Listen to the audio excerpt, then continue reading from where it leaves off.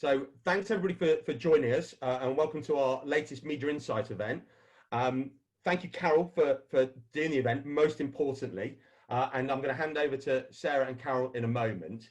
Over the last 7 months, we've really seen huge changes in the world, and broadcasters has been no different. The broadcast landscape, as you'll hear, has changed quite dramatically. And what broadcasters need, and obviously I'll let Carol tell you this, but is what I think is authentic and insightful commentary on a whole host of different issues. And this is widely in demand, not only from ITV, but from all sort of top tier broadcasters. And I hope what you'll find today is that broadcast is more than just research-led radio days where coverage has to land between 9 and 1 on a given day with your spokesperson. You need to be much more flexible and reactive, especially with your key broadcasters like ITV. So in the next hour, I hope you'll get a really great view into one of the country's leading news broadcasters. If you've got questions, do tweet us at Broadcast Revo and also on Instagram, Broadcast Revolution. Over to Sarah and Carol. Thanks, Phil. Thanks so much for joining us, Carol. As Phil said, I'm going to ask you some questions for sort of the next 30-40 minutes, and then we'll take everyone's questions off Twitter. So as Phil mentioned then, we've obviously seen kind of a lot of change, but before we kind of go into that, do you want to initially just kick us off with a little bit of an insight into your role at ITV, but also how the news teams and the planning teams operate? Absolutely. Thank you for having me, by the way. It's a real pleasure. Rather strange to be doing this from my sofa, but I'm so glad that so many people could join. So first of all, a little bit just about ITV News ethos, which I think is really important as a backdrop to any questions about my role and the sort of things that we look for. I mean, I work for the national team, so we produce 3 news bulletins a day. I hope everyone's familiar with them: lunchtime news, evening news, and news at 10. Just for background, lunchtime news has an average viewership of about 1 million people per day. Evening news is our most watched bulletin, and that has an average viewership of about just under 3.5 million per day. And news at 10 has about 1.7 million. So we've seen those figures grow during COVID, really sort of quite dramatically as well. But it just is, sometimes they're just good stats to have in mind when people are sort of deciding which outlets they want to target. Our viewership is very much based in the Midlands and the North. That's really important to us, but also throughout the nations. So we spend a lot of time working up really good voices, really good stories from Wales, Northern Ireland, and Scotland. Our news, basically, we're sort of all things to all men. Each bulletin has a very different demographic, but throughout the course of the 3 bulletins, we are looking at news you can use, news of the day, distinctive reporting, and international news. So actually, our remit is quite broad in terms of what we look for. My role is head of planning. So every day, myself and my team, we work up all of the stories, which are basically not breaking news stories. So stories that can be planned for in advance. They can be diaried events. That might be distinctive reporting that I've commissioned. It may be, I might be helping specialist teams with investigations or longer term stories that they've been working on. And also working with our regional bureau as well to make sure that they're getting on air, and obviously we're getting some great content from right across the country. One of my other remits is to ensure diversity, and that's not just diversity in terms of the people you see or the voices you hear, but it's also diversity in terms of, if you have a news program, making sure that we have a good mix of stories, that we have, the hard news top, but we've got the nice consumer or health bit in the middle, that we've got that great and finally at the end. And also diversity in terms of how we cast our stories, so making sure that we have a good mix of our own reporters. And then clearly also diversity in terms of locations. The other day when we were planning for the announcement of the 3-tier system, on Sunday I was sort of frantically putting everything in one big document to say to people, guys, we're doing this so that we all don't end up in one pub in Liverpool. We're all joined up, and so that's joining politics, news gathering, our business unit. So making sure that basically I'll oversee that and make sure that we're sort of coming up with a really good cohesive plan for any one bulletin. And then obviously diversity in the types of themes that we're hitting and the people that we're talking to as well, including contributors, but also including case studies. And we work very closely with the news desk, but the idea of an effective planning team is that the on-the-day news team can come in the morning, they know that they have everything set up, we've got all of the elements there, all of the voices there, we have all of the filming opportunities set up or maybe previously filmed, and we've got all of the logistics sorted. And for the on-the-day news team, all they have to do is just hit the ground running and deal with any breaking news. And if you can achieve that as a planning team, then it's a job well done, sometimes more effective than others. It's a good day. And you mentioned there a little, sort of very briefly about your audience and the key areas. Tell us a little bit about sort of ITV's audience in terms of, you know, what are the kind of topics and issues that they particularly care about? If you're reporting on a story, what are they going to want to hear from it, and who are you going to want to speak to kind of give them what they want out of it? Well, I think first of all, you know, all of our stories have to be relatable.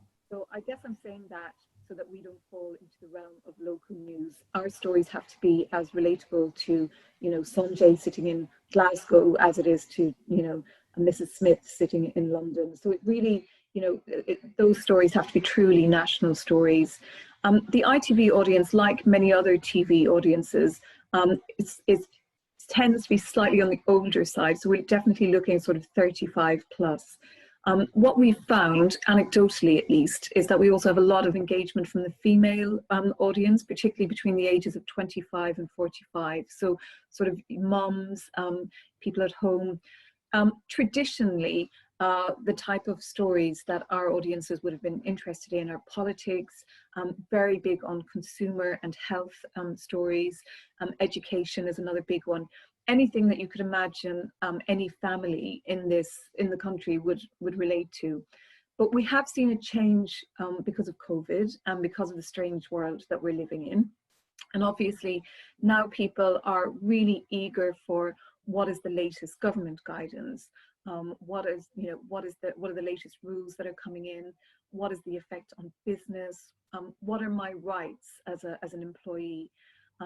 People, you know, I think across the board, people have really had a thirst for information, and we found that, you know, it's really sort of bolstered our remit as a public service broadcaster. We've put a great emphasis on sort of breaking down a lot of those issues for people throughout all of our bulletins. We've changed our bulletins slightly to sort of accommodate this. So most dramatically, I think our lunchtime news one.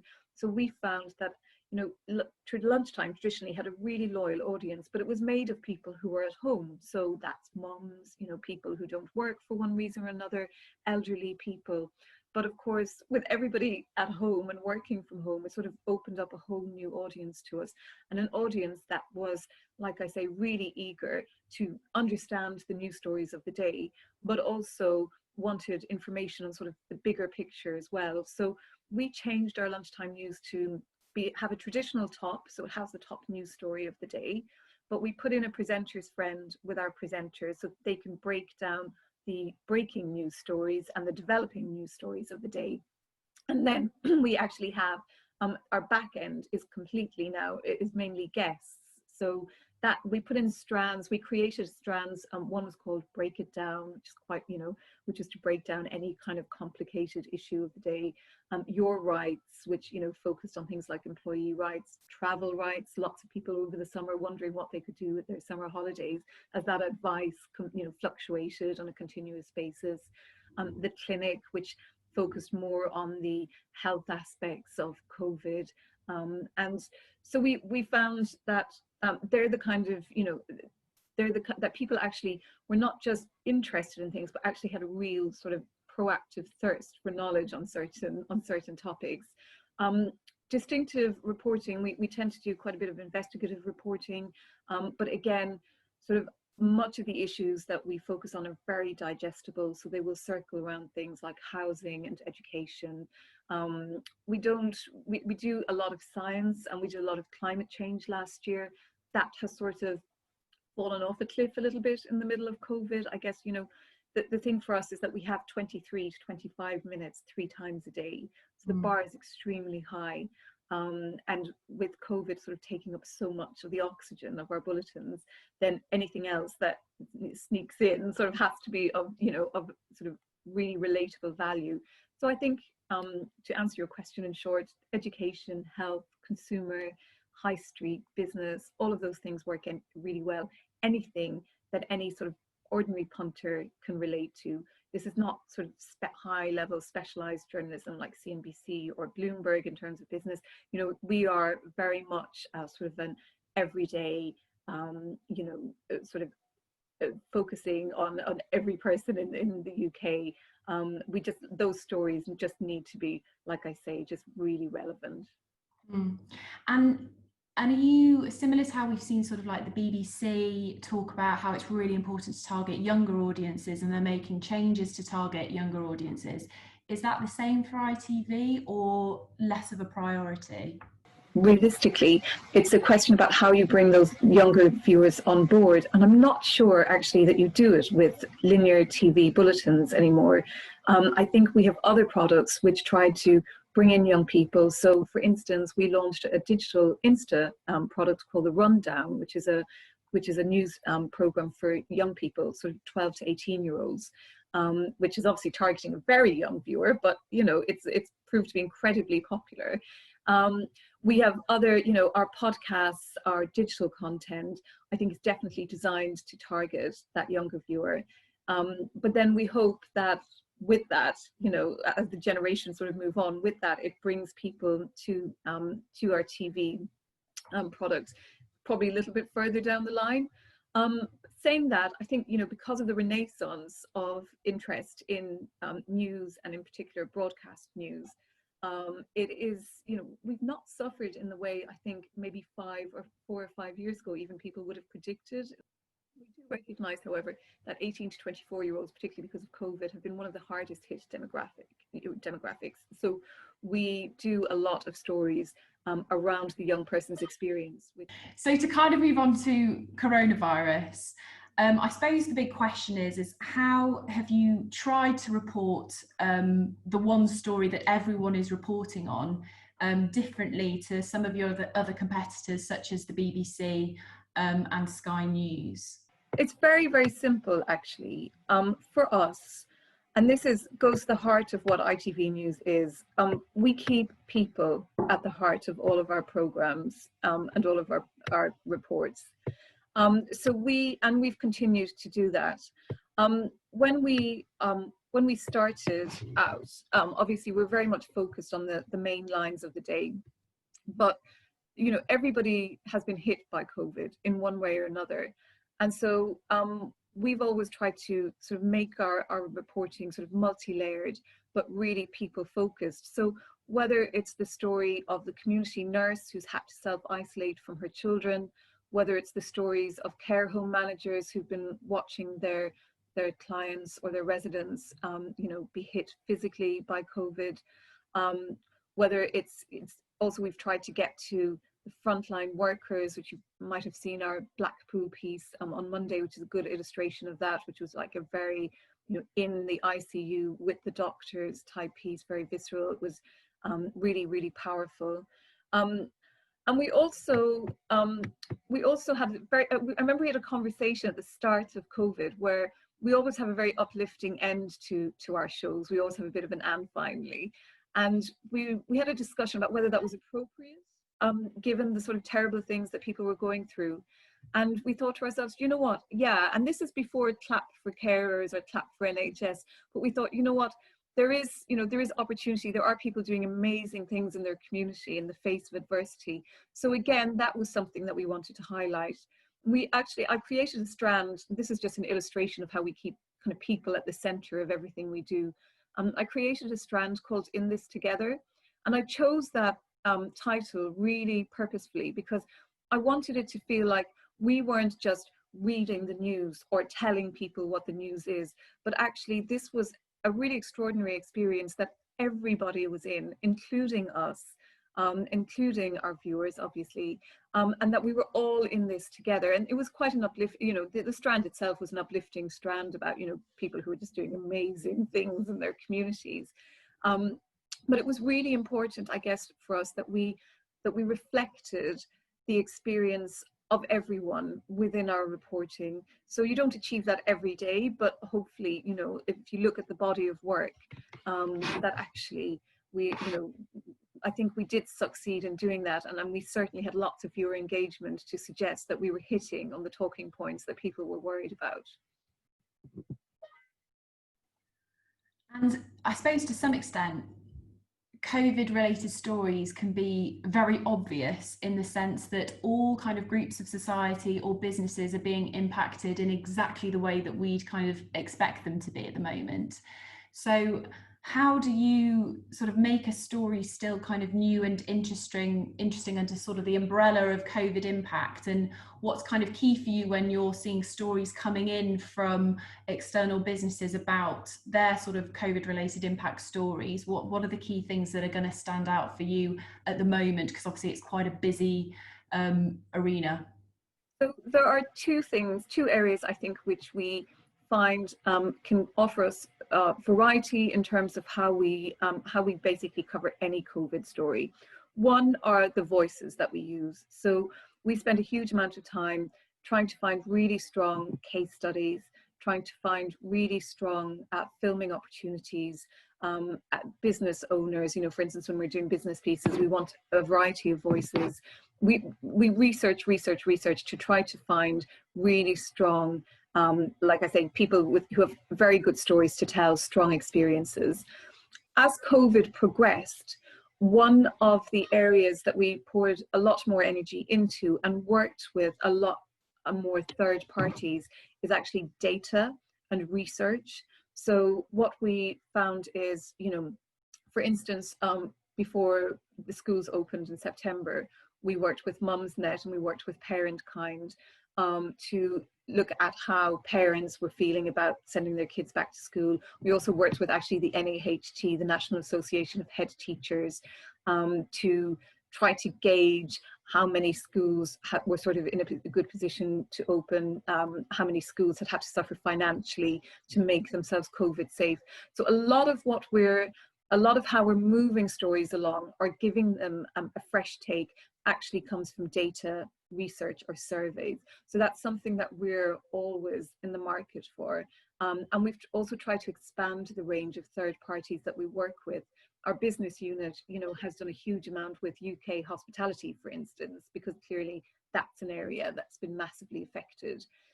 So everything for us has to be newsy.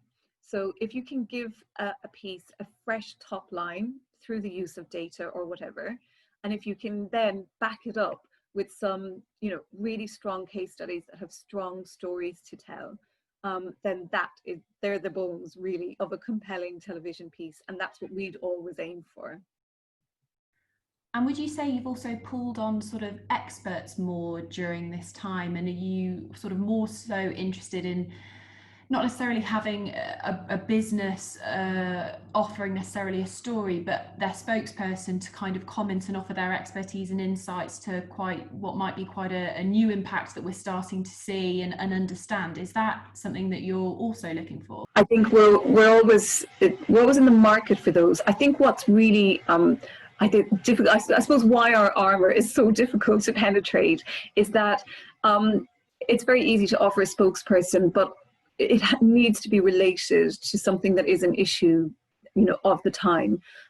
So we get a lot of on-spec pitches, you know, somebody who can, I've got somebody who can talk about the effect on business, which is quite broad, you know, or I've got somebody who can talk about the effect on hospitality, which again is quite broad. What I think is really helpful is when people actually drill down and tell us what exactly the specific angle of their spokesperson would take. And that way we just have a better sense of where it could work within everything else that we're doing. The other thing is, you know, timing is quite key. So a lot of the time we get pitches for when stories have already broken. Now, I'm the head of planning, as you know, so we plan. So we always work at least a day in advance, often, you know, much further.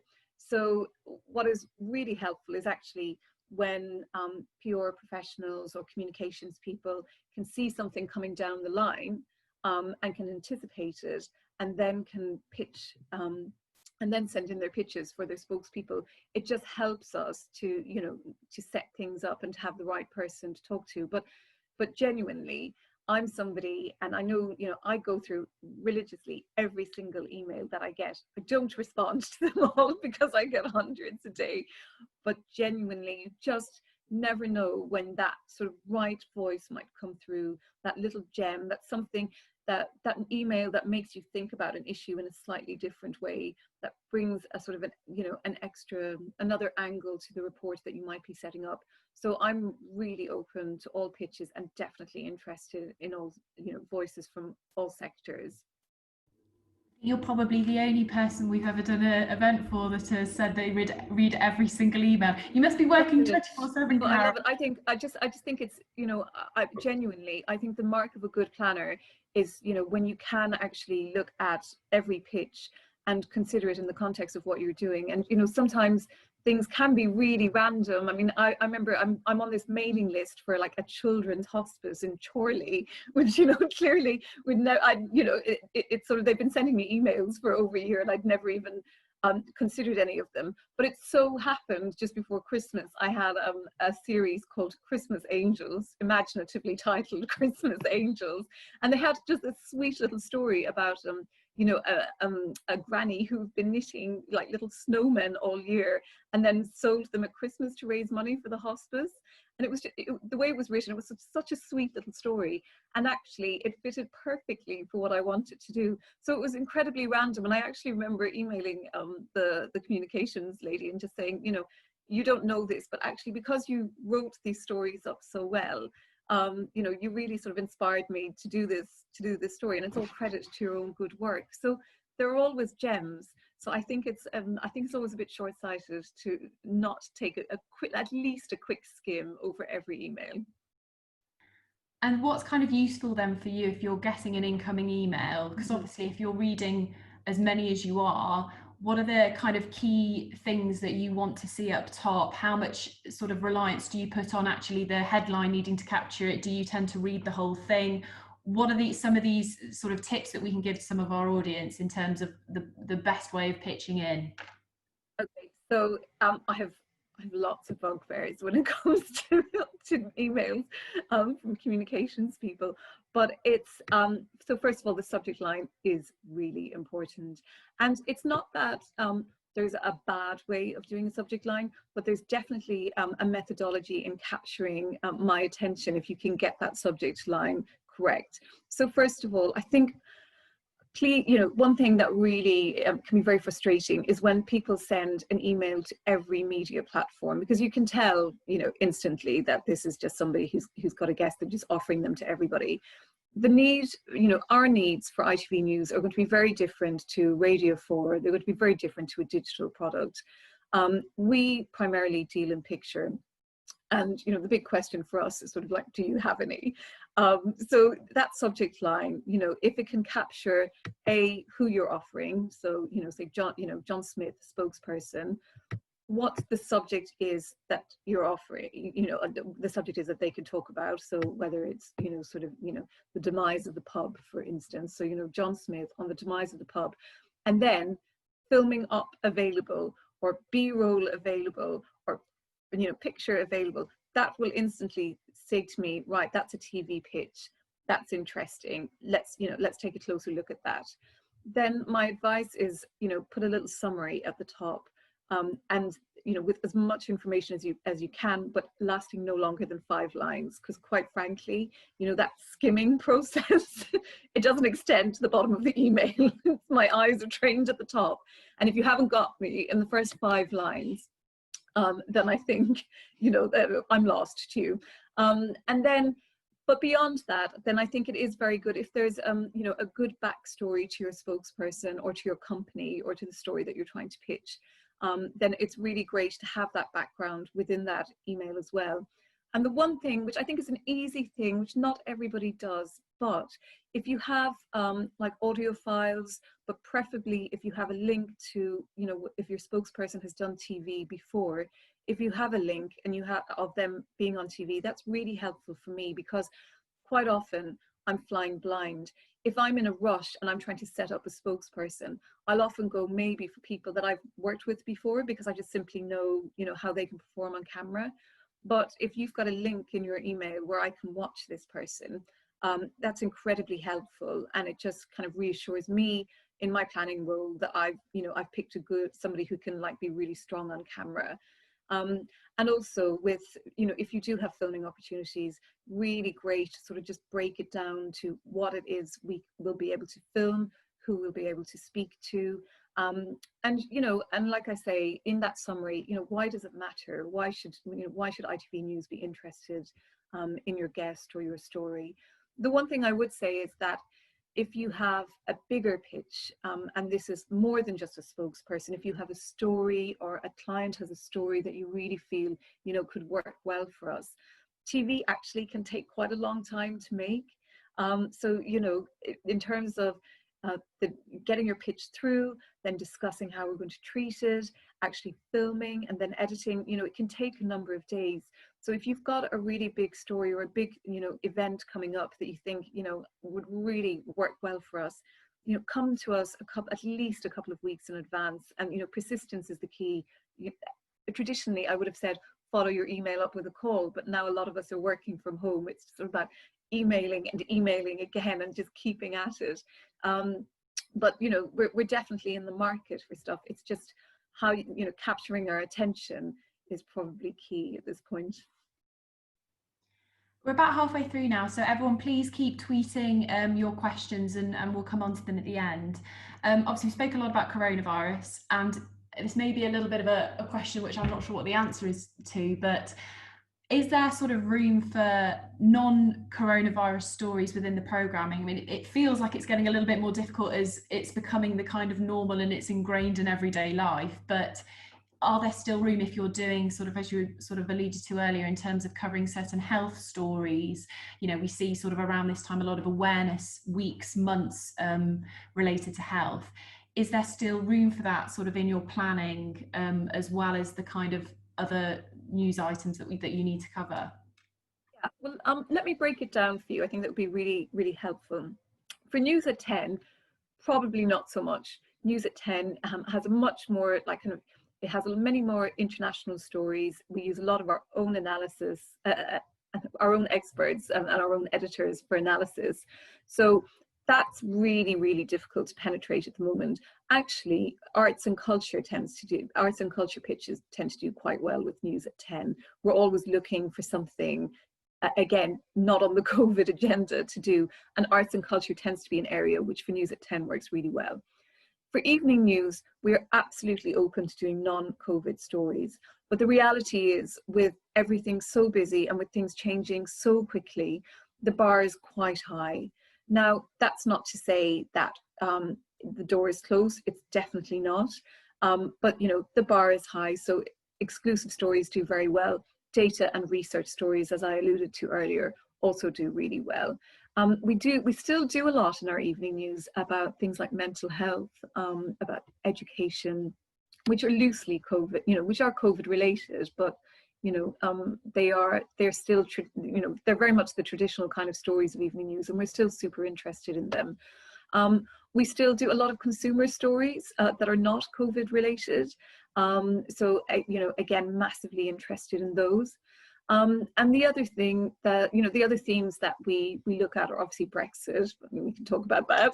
But, you know, things like human slavery, exploitation, all of these are massive themes for us as well. And we're still doing lots of crime stories.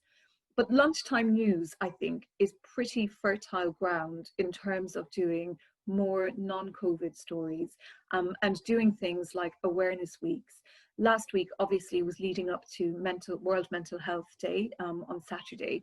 So we actually did a full week of pieces and guests on our lunchtime news, which focused on the issues of mental health. Now, actually, I think one of those cases that we looked at I think she had lost her job during COVID, so that was kind of COVID related, but actually the other three weren't.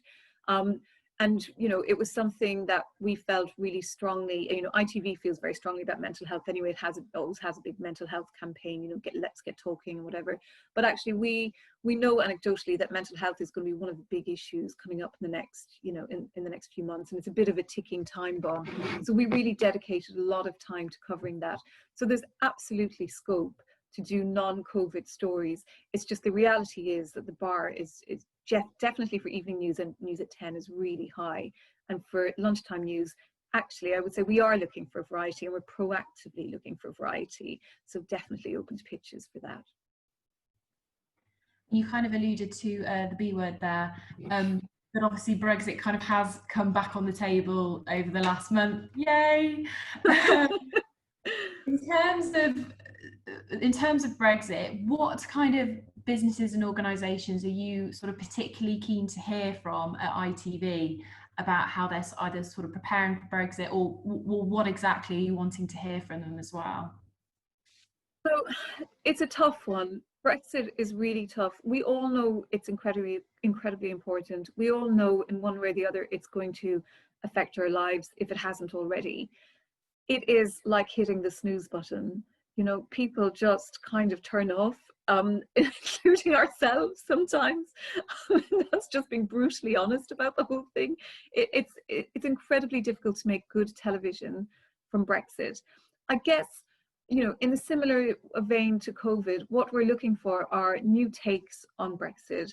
You know, are there companies out there, are there people out there that are seeing opportunity in Brexit? That's something that we haven't done a huge amount on.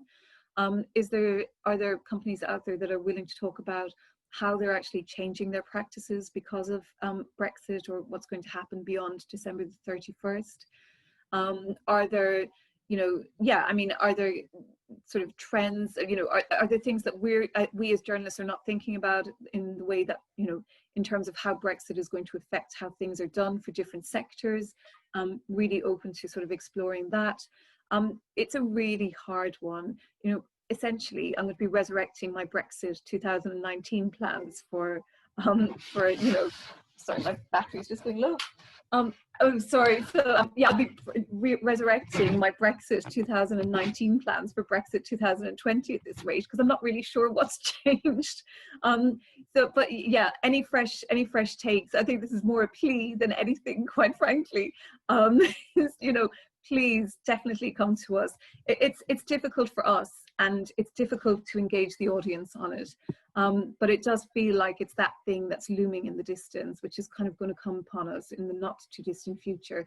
So we are looking at how we can inject a different energy into that sort of reportage. And is that from any kind of businesses, organisations in any sector, or are there particular sectors that you're quite keen to hear from that maybe you didn't hear from back in sort of 2019? Are there any sectors you're particularly keen to how they're coping? I think, you know, we did quite well in 2019. We're always keen to talk to sort of importers, exporters, because I think, you know, that's going to be where the pressure points are. The other things that we tried to do last time, and we were sort of successful to varying degrees, is looking actually at how town councils or borough councils are dealing with preps for Brexit. Obviously that was particularly acute in places like Kent and Felixstowe around the ports. But, you know, again, ports themselves, that's another one. I mean, we did have facilities.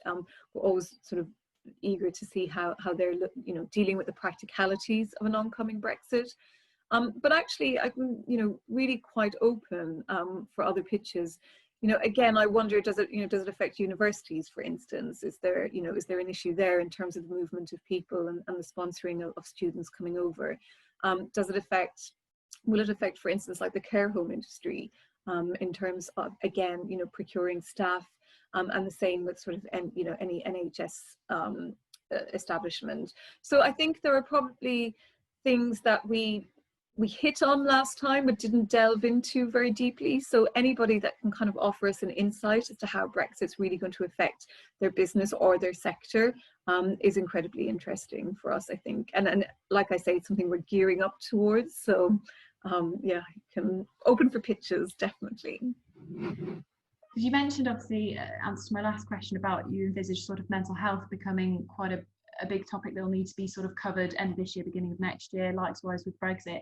Is there anything else that you're almost sort of envisaging you'll be focusing on in the similar sort of veins to those issues as we kind of approach the end of the year, beginning of next year? Yeah, I mean, I think obviously economic victims is a huge one for us, and also because that's so broad and so many people unfortunately have been affected. So we really feel that, that, you know, as the furlough scheme, the first furlough scheme comes to an end, the new scheme comes into place. I think that's going to be, that's going to cause difficulties. I think there will be certain sectors which obviously are already being hard hit, but will continue to sort of be really pummeled. We'll be definitely interested in all of that. Mental health is a massive one. Education is another big one for us.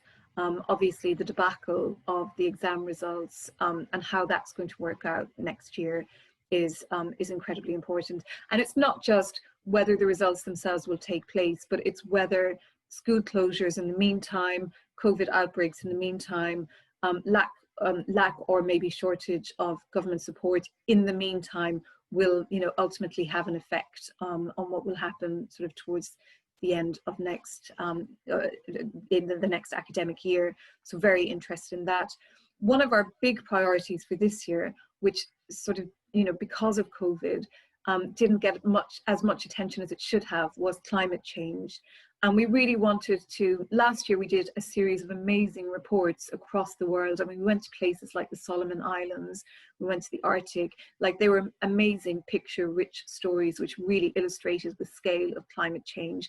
What we were really aiming to do this year is sort of bring that back to the UK and look at the kind of, first of all, you know, look at it from a positive perspective, look at the kind of, you know, things that people were doing to offset climate change, the kind of, you know, opportunities that people were creating in terms of you know, of green energy, etc. But also to look at, you know, the issues that we have in the UK in terms of wastage.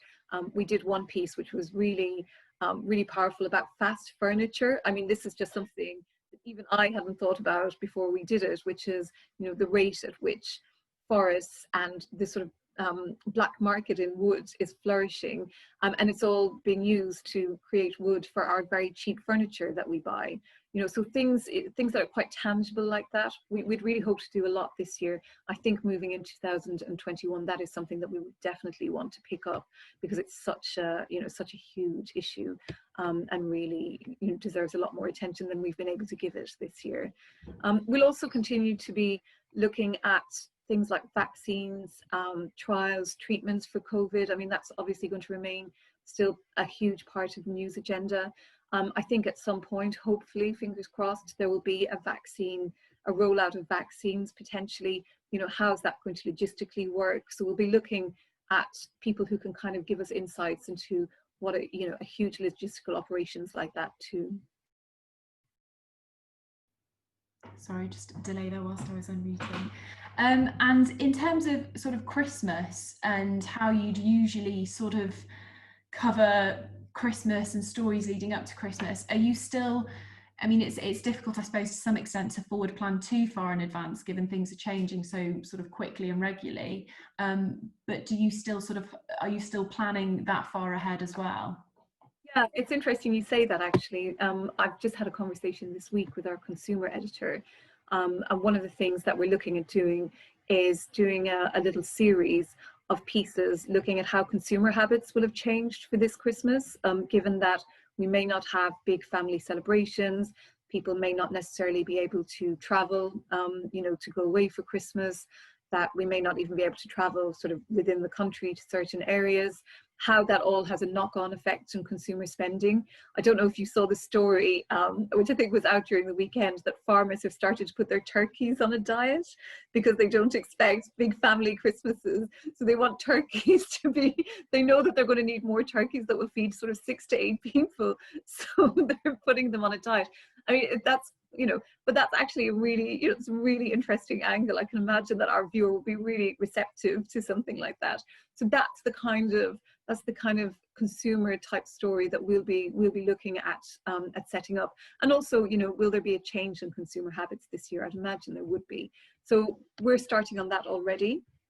What I always do for every Christmas is I have what we call shelf pieces. So because obviously we're not staffed as much as we would normally be, I like to have these sort of evergreen piece, what we call evergreen pieces, but they're essentially feature pieces that are slightly newsy angle, but they can roll out on any day. So I'm always in the market for pitches for any sort of evergreen stories. And I think this year, between COVID and between what's going to happen on December the 31st with Brexit, I mean, we're going to have a really different slant to our coverage than we would have on Christmas and other years. So we'll be, you know, it's just, from those point of views, I can't even envisage what our coverage is going to look like because things are changing so quickly.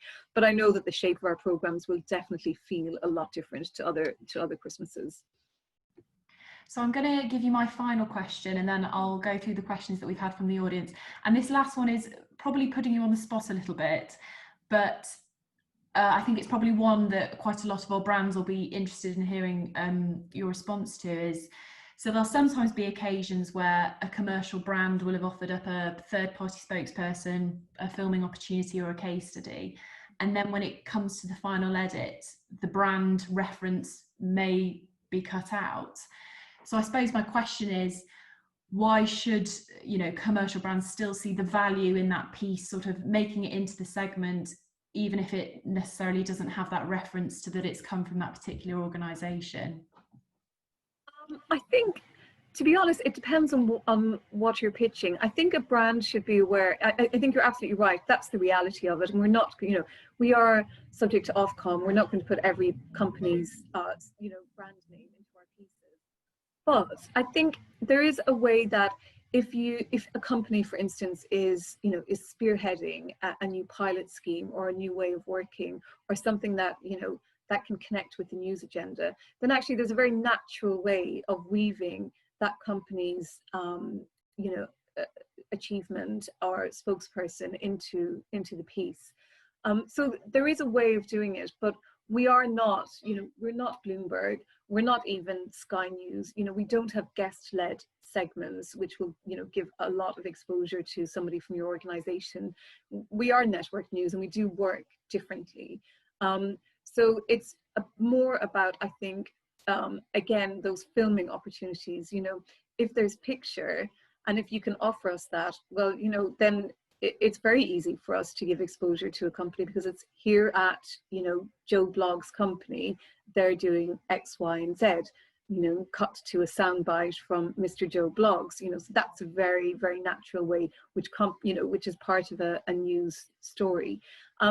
It's about really thinking, you know, why would you target ITV News? Why, you know, what is it about ITV? And, you know, I would actually put that question back to the client or to the spokesperson. Why is it, you know, that network news is something you want to target, and what do you think you can highlight? We have amazing viewing figures. We've, you know, we've millions of viewers a day. It's really worth getting onto our bulletins, but it often does take a little bit more work and a little bit more than just offering a spokesperson. It's more, it's, you know, it's more about thinking, how can you link in with the news agenda, and, you know, and how between us, there's always a way, you know, there is a way of weaving in brand exposure, but sometimes it happens and sometimes it doesn't. So yeah, I get your question, but I think there's a way of doing it, but we're definitely, the reality is we are not guest-led. We don't produce a lot of guest-led segments. So it is quite difficult for a brand to achieve that level of exposure that it would like. Lovely, right, I'm just going to go and have a little look at the questions that we've had from the audience. So we've had 5 or 6, so hopefully we'll be able to whiz through these fairly quickly. But do you have a minimum sample size for research-led stories? Yes, we do. So we like at least 2,000 for any sort of survey. When it comes to the metrics, I think that's definitely the minimum for us. And obviously, you know, larger the sample size, the better as ever, but 2,000 is very much the benchmark for us. And will you be looking for UK experts for the US election? Yes, yeah, actually, we certainly are. In fact, we have a team working on acquiring guests right now. So if anybody wants to put their pitch through, please let me know. But yeah, 100%, definitely. Do you have a preference of how BRoll should be shot? Yes, we do. We like to shoot it ourselves, believe it or not. So really, always really grateful for any sort of filming opportunities. Pre-shot B-roll, sometimes it works. You know, sometimes if it's really something that we can't get to, then you know, then we sometimes use it. But in terms of quality control, in terms as well of consistency and stylistic virtues of our pieces, we obviously like to shoot our own footage. So sometimes what we'll do is maybe if there's drone, you know, if a company or a client can offer drone footage, for instance, we did a piece last year on wind turbines off the coast of Hull. And we waited for like 9 days for this drone footage to come back because it was so far out to sea. We couldn't do it ourselves, and the company were actually we're doing it for us.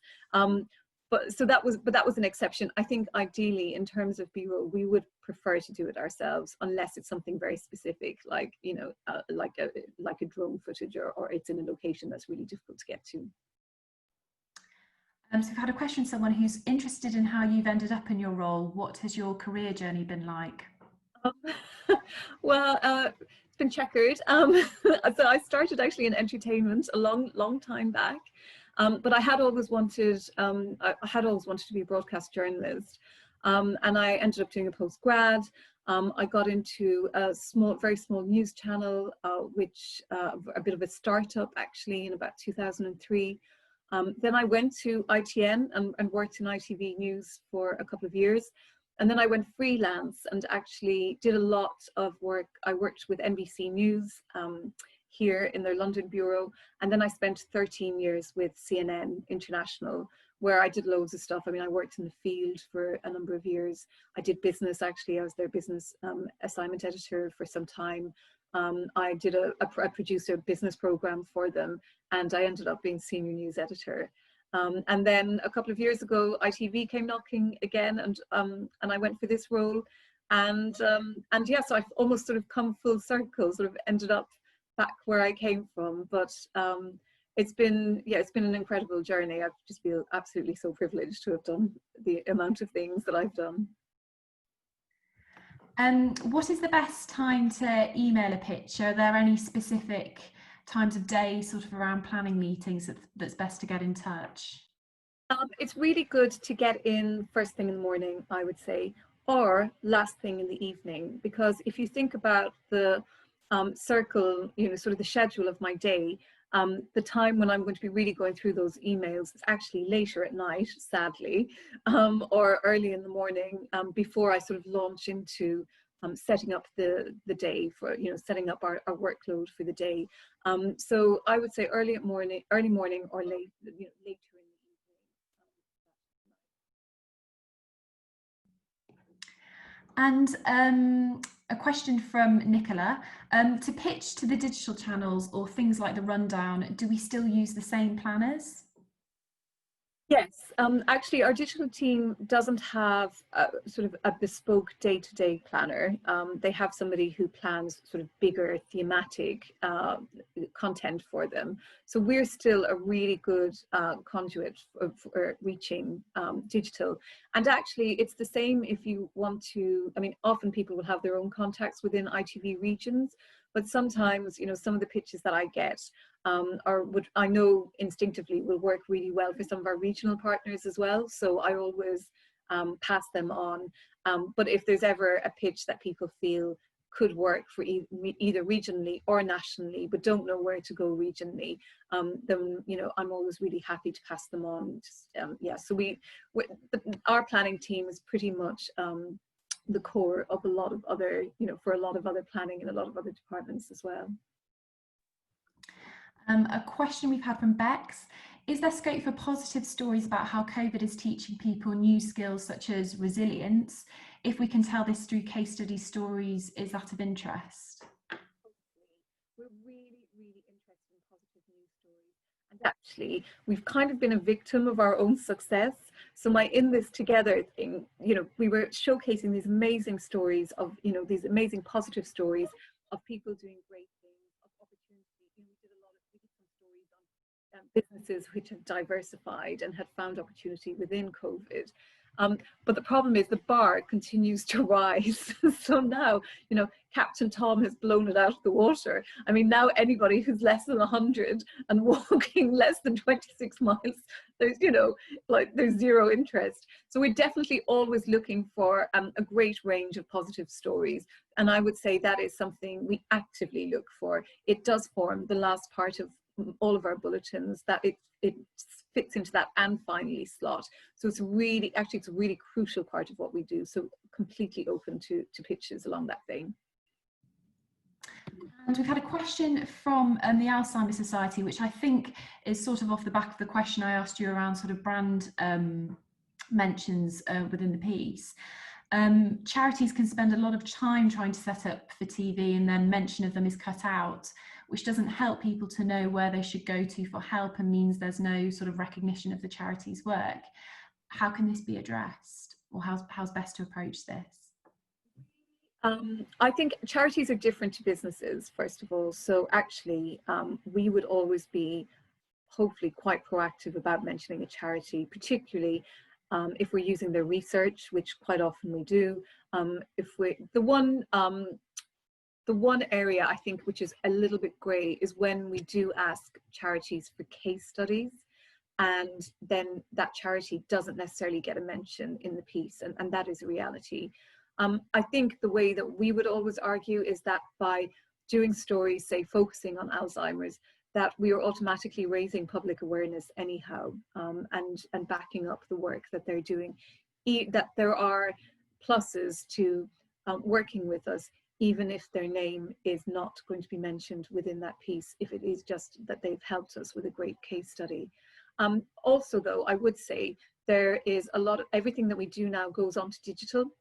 And digital, actually, it's a lot more flexible. So quite often a way that we can help charities when it comes to scenarios like that is that we will run our TV piece, then the TV piece goes on to digital with an article written around it, which will then specifically mention the charity in question. So again, we find that kind of can offset the difficulties of not being able to mention somebody, a certain charity or a certain company in the piece, but it can still, we can give exposure on the digital side. And like I say, we do hope that given the number of viewers that we have, that if you are a campaign group, that getting any exposure on that issue or on that story is actually sort of worth it in the long run. I think we've got the last two questions now.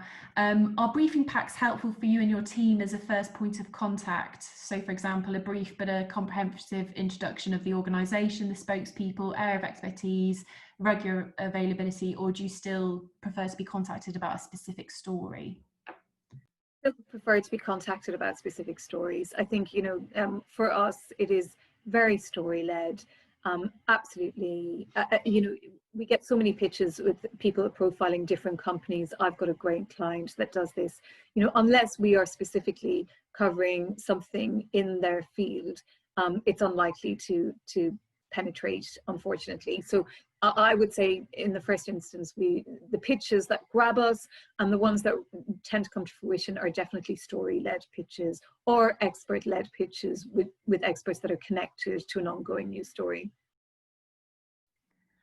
Our final question, filming in health settings often takes a lot of time and there's a lot of red tape to set it up, but what can often get asked, they can often get asked very last minute, what can sort of we do client side to work better with you?